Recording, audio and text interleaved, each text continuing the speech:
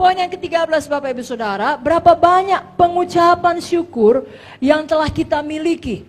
Kemarin kita sudah mendengar cerita mengenai Josafat. Pujian kita mendahului kemenangan kita. Ya, pujian, ucapan syukur adalah kunci mendapatkan kemenangan. Dan semua kepahitan, kemarahan, keluhan kita akan dikalahkan bila kita suka mengucap syukur. Nah, Alkitab berkata, ku masuki gerbangnya dengan ucapan syukur, halamannya dengan pujian. Kataku hari ini harinya Tuhan, ku bersuka sebab dia girangkanku. Dia girangkanku, dia girangkanku, oh dia girangkanku. Ku bersuka sebab dia girangkanku. Dia girangkanku, oh dia girangkanku. Ku bersuka sebab dia girangkanku. Amin. Begitulah baiknya Tuhan, dia yang menggirangkan kita. Amin saudara. Nah, Israel tidak berhasil masuk ke tanah perjanjian karena tidak percaya dan tidak bersyukur. Tidak bersyukur selalu bersungut-sungut adalah langkah pertama menuju pemberontakan. Roma 1 ayat 21 mengatakan, sekalipun mereka mengenal Tuhan, mereka tidak memuliakan dia sebagai Tuhan atau mengucap syukur kepadanya. Sebaliknya pikiran mereka menjadi sia-sia dan hati mereka menjadi bodoh dan gelap. Saudaraku, bukannya kita menyatakan syukur kepada Tuhan, malah menuntut lebih banyak bersungut-sungut, itu tidak baik, kita buang. Kalau kita mau berkemenangan, miliki hati yang selalu bersyukur. Masuk gerbang Tuhan dengan ucapan syukur. Jadi, apakah Zoe menguasai kita? Kita lihat dari apa yang kita ucapkan dari pagi sampai malam. Mana lebih banyak, sungut-sungut atau ucapan syukur? Kalau kita lebih banyak mengucap syukur dalam segala situasi, bertanda Zoe menguasai kita dengan lebih luar biasa dari sebelumnya. 1 Tesalonika 5 ayat 18 berkata, mengucap syukurlah dalam segala hal, sebab itulah yang dikehendaki Allah dalam Kristus Yesus bagi kamu. Ada satu lagu lagi yang perlu kita nyanyikan, supaya kita ingat untuk senantiasa bersyukur. Siapa tahu apa itu kira-kira? Iya betul, sekalipun pohon ara tidak berbunga, pohon anggur tidak berbuah,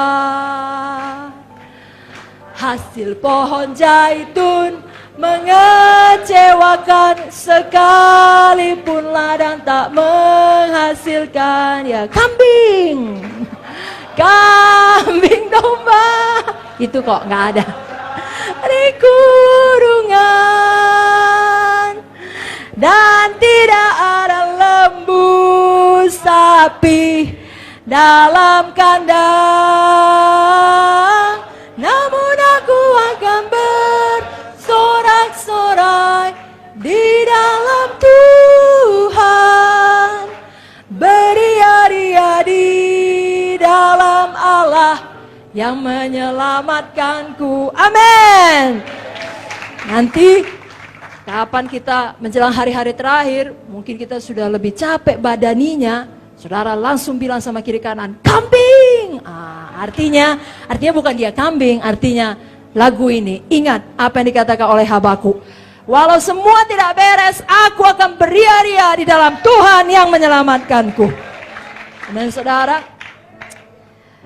Tapi memang makin lama seseorang melayani, makin banyak pengalamannya, tentunya makin banyak juga pengalaman yang kurang baik. Kita harus jaga hati supaya tidak menjadi keras saudaraku. Karena kadangkala kalau kita tidak membiarkan Zoe, banyak pengalaman buruk yang kita hadapi, supaya bisa bertahan, sudahlah, keraskan sedikit. Jangan saudaraku.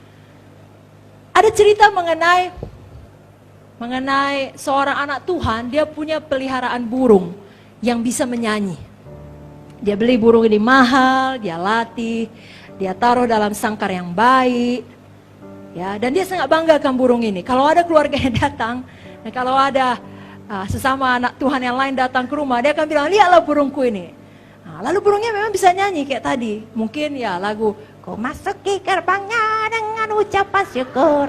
Gitulah burungnya kira-kira saudara. Jadi dia sangat bangga dengan burungnya ini. Dan pada waktu-waktu tertentu, Dia selalu buka sangkarnya, dia kasih minumnya, dan dia bersihkan bagian bawahnya yang sudah turun kotoran burungnya. Suatu hari pada waktu dia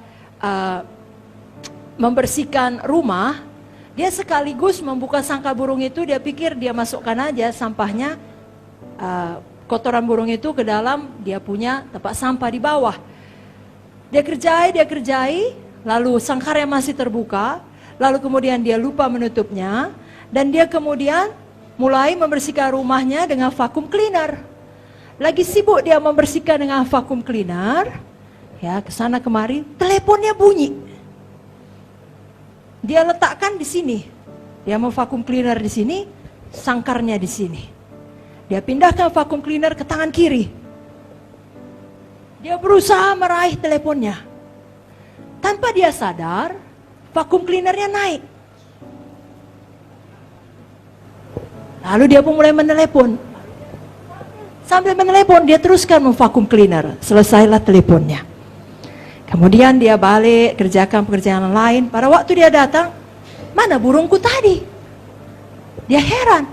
Nah, beberapa kali dia juga teledor, lalai, dan burungnya keluar, nanti masuk ke lemari, ya, di bawah gorden atau di bawah-bawah lemari yang lain.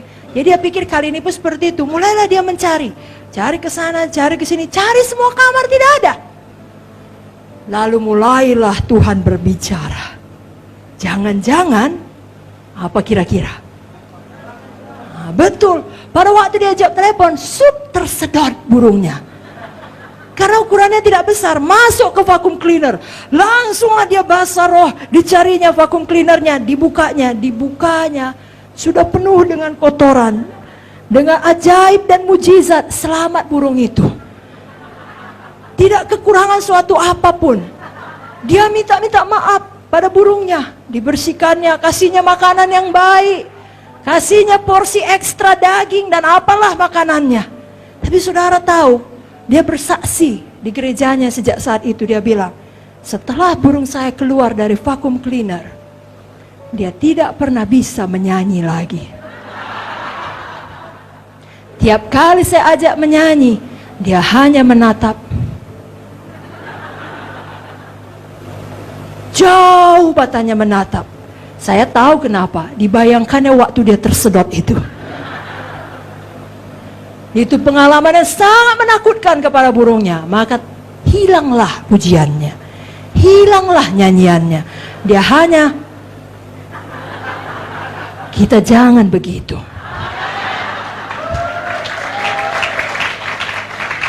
Amin, saudara. Banyak pun kesakitan yang saudara alami. Jangan saudara.